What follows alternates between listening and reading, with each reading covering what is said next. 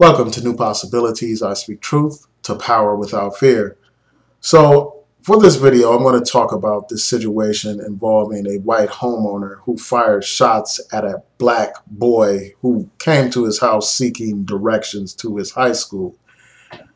So I'm going to read a couple of excerpts from a couple of articles, and then I'm going to provide my commentary.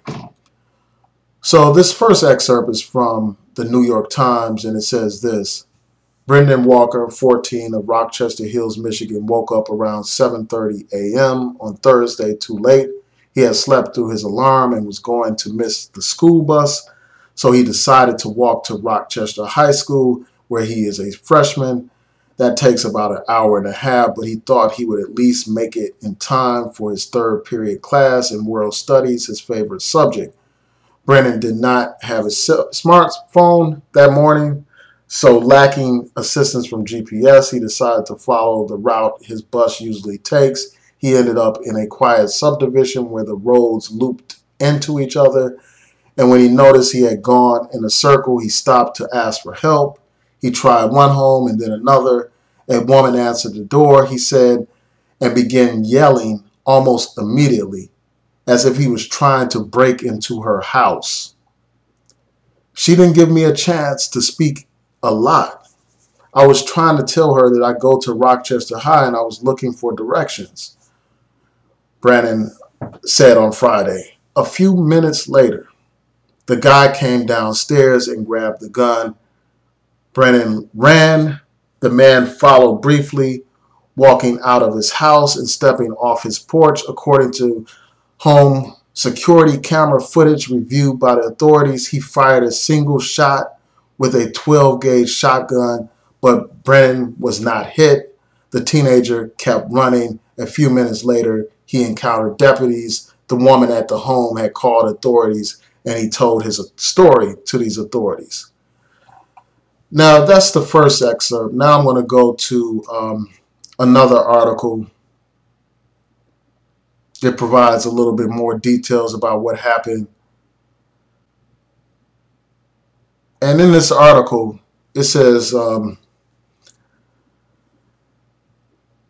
that's where investigators told her that the family's doorbell recorded the encounter.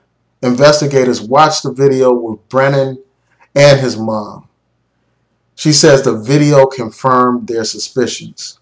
One of the things that stands out, that probably angers me the most while I was watching the tape, is you hear the wife say, "Why did these people choose my house?" she says, before taking a long pause.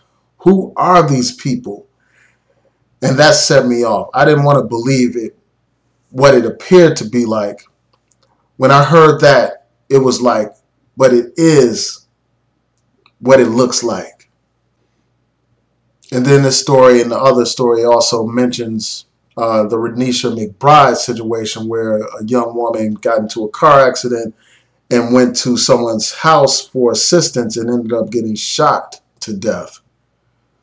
So, and then there's this other article that provides some additional details as well, that talks about the charges.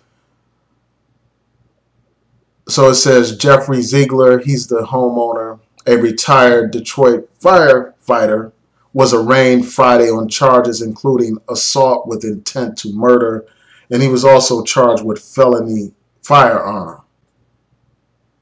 And the article goes on to say this. It says, we do have the benefit of home security video. The victim in this matter, a 14-year-old child, indicated what happened to the police, and his version did bear out on that video. So the article goes on to say that Zeigler's bond was set at $50,000, and he was ordered to have no contact with Walker or the teen's family, and to wear a GPS tether, and to turn over any weapons to the sheriff's office. So I'm going to provide my commentary. You know, we've heard about driving while black, and now we can't even seek help while black. I mean, you had the situation involving Renisha McBride that I mentioned earlier, where this woman had been in a car accident and she went to someone's house seeking assistance, and they assumed that she was trying to break in, and the owner shot and killed her. And that owner has been convicted and he's in jail for, I think, at least 17 years for his crime. And now you have this situation where you have a young man who missed his bus, who's only seeking directions, who's only trying to get to school, find his way to school after missing a bus. He goes to this house and he knocks on the door, and this woman immediately assumes that he's a criminal. She assumes that he is dangerous. She assumes that he is trying to break into her house. And this is a typical mentality that a lot of these racists have. They assume that black people are criminals. They assume that we're up to no good. This reminds me of a situation involving Trayvon Martin, where Trayvon Martin is simply trying to walk home from the store, and he has this wannabe cop, this honorary white person, assume that he's up to no good, assume that he's trying to rob someone or trying to engage in some kind of criminal activity when he's merely trying to get home. And this man proceeded to harass Trayvon Martin, and then there's an altercation, and Trayvon Martin gets shot and killed, and there's no justice for Trayvon Martin. And here you have this situation where this brother's trying to seek help. He's not posing any kind of threat at all to these homeowners. He's not trying to break into their house, as confirmed by the video. He's not trying to rob them or anything like that. He's simply trying to get directions. And as this young man sees this owner, this crazy man with this gun, he runs from this guy. So he is not posing any kind of threat. Yet you have this homeowner proceed to fire a shot at him. It's only for the grace of God that this young 14-year-old's life wasn't snuffed out. Simply for trying to seek directions, simply for trying to get help. And I think that this speaks to a larger issue as well, and that's the issue of seeking white people's assistance, man.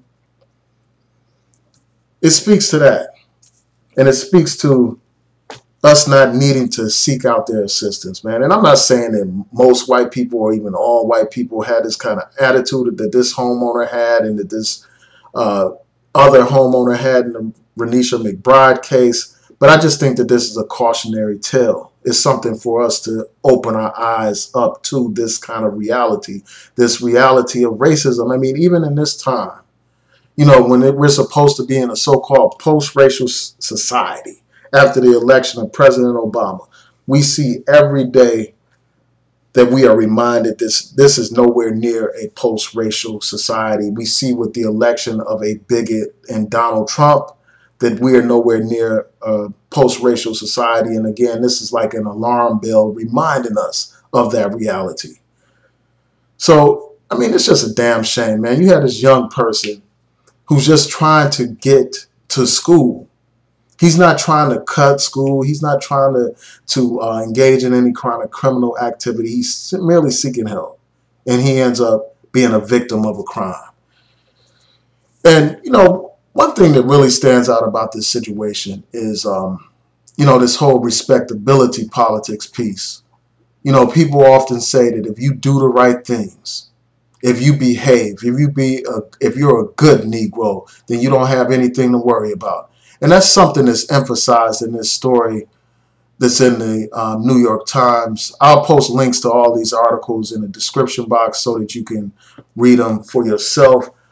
But in this section of the article, it says Mrs. Wright was mindful of what happened to other black teenagers like Trayvon Martin, the unarmed 17-year-old in Florida who was killed while wearing a hoodie sweatshirt by a neighborhood watch volunteer.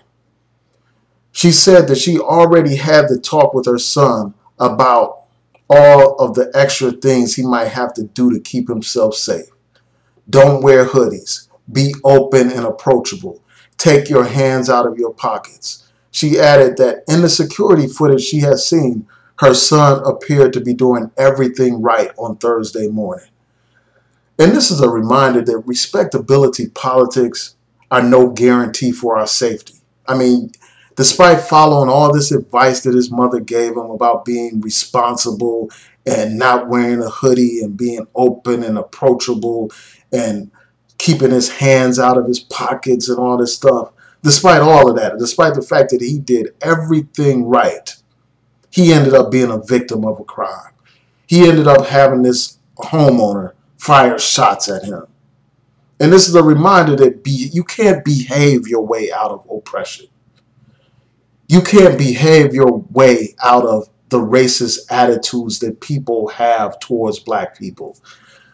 So this is just a horrible situation. You know, thank God this brother wasn't injured.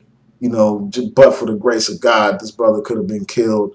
And, you know, I hope that this homeowner is sentenced and punished for this crime. Because here you have a situation where the video footage confirms this young man's account of the situation. It confirms that he was not committing a crime. It confirms that he did not pose a threat.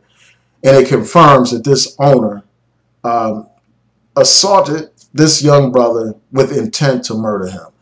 So with that, you know, I'm going to say peace and blessings to each and every one of you. And tell me what you think about this story. Please rate, comment, and subscribe. Peace.